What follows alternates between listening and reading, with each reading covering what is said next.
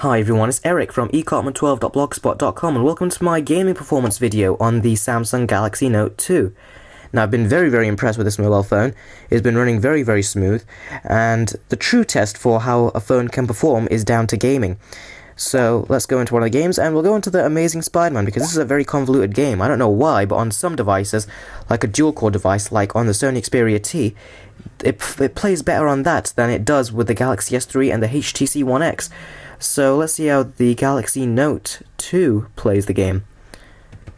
This is one of the strangest sort of tech-specified games I've actually ever played on a mobile phone. Even my Nexus 7 runs it with some lag.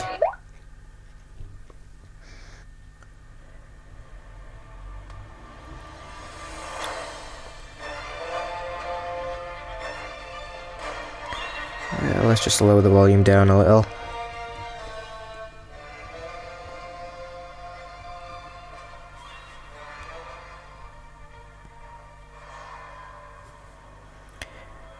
Okay, so let's continue the game right here. I'm just going to do some web swinging around the city, and only if the camera chooses to focus. And yeah, let's do it. Let's start moving the camera out. Whoa. Moving the camera around, it is very smooth. I actually played this game a little bit just so I could skip the tutorial levels, and as you can see, the game is running very smooth. You can't do any of the pinch to zoom stuff right there. You can go into the map, which I find completely pointless that I did that. Let's go back to let's go back to the game. Okay, so now I'm going to actually pick this up, bring it close to the camera, and I'm going to look through the viewfinder, so excuse me sucking at the game, but let's start web swinging.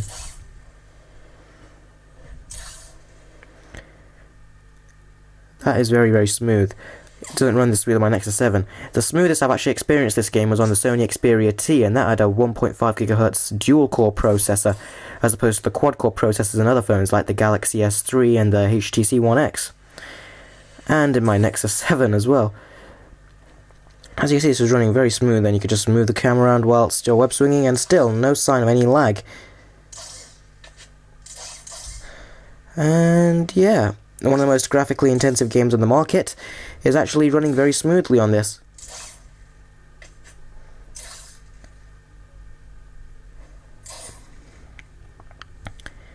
And let's just drop down to the ground and see some of the graphics on the road.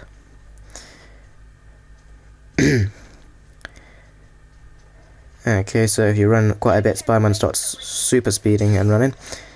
And yeah, everything seems to be working quite well. There's just a little bit of drop in frames right there, but that's being really picking hairs. I think it dropped about 50 frames per second as opposed to normal 60 frames. But yeah, so far everything's working very fine with the Amazing Spider-Man. Let's go back to the home screen. Okay, so that was the Amazing Spider-Man. Now, the Amazing Spider-Man is actually the most graphic intensive game I actually tested on any device.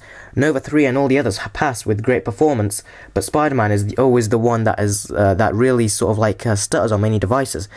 There is OnLive, which I'll give you a quick look at right now. I just had to insert my username and password right there.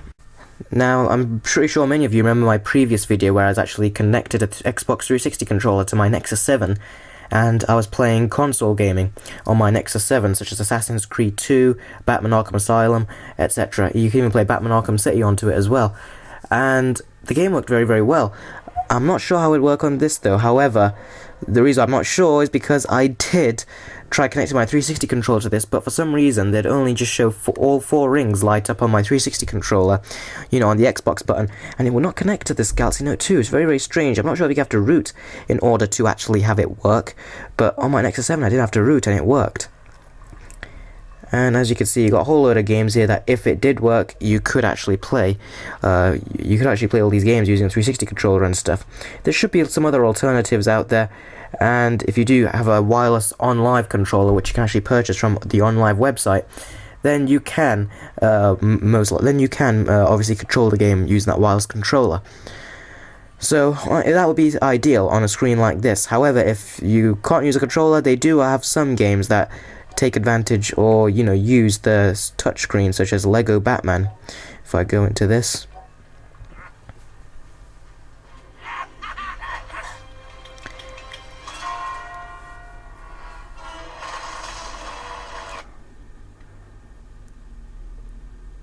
And as you can see, it's very, very, very crude with the amount of buttons it's got on the screen. Zero tactile feedback as well. But you've got the on live buttons, which will give you access to the on live menu, record, pause, and play the game and all that. This is the second analog stick. This is the first analog stick. Excuse the sort of glitches while loading the game, but you need a good internet connection in order to have this work properly. And I'm a little bit further away from my connection right now, but it's still playing really quite well, even despite how far away I am from my internet connection. Okay, let's just skip this. How do you skip it? There you go. Let's just quickly load up a quick stage just to give you guys an idea. I have played it on a screen like this. I've even played it on my Nexus 7. Using touchscreen controls to play this kind of game is not ideal by any means. It is much better if you actually just hook up a controller to it. Okay, so let's just launch. No, let's just skip this.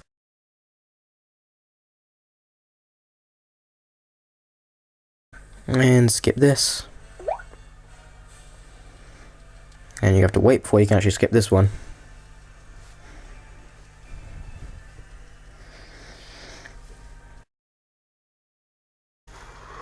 There we go. Press any key to skip. And skip again. I'm just trying to get to the game right here, so that's why I'm skipping all this. And it shows right next to the buttons telling you what they actually do, like this will attack and switch characters. So let's attack some of these baddies right here. And I'm going to tell you, it is really quite fidgety and very... It has that sense of claustrophobicness while it's playing on here. It just does not feel right.